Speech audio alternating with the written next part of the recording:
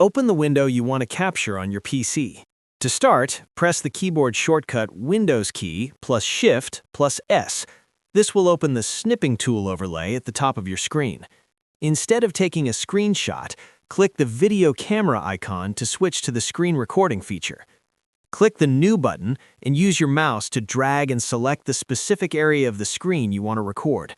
Before you hit Start, look at the System Tray options at the top of the selection area. Here, you can toggle your microphone on or off depending on whether you want to record your voice. You can also choose whether to record system audio, which captures sounds coming directly from your computer, like music or game audio. Once your settings are configured, click the Start button. A 3-second countdown will appear, and then your laptop will begin recording the selected area. When you are finished, click the red Stop button in the top bar. Your recording will immediately open in a preview window where you can trim the video or save it directly to your PC. All captures are automatically stored in your Videos folder under the Captures subfolder for easy access. If this helped, drop a like and subscribe. Also, press the bell icon for more tech tips. Thanks for watching.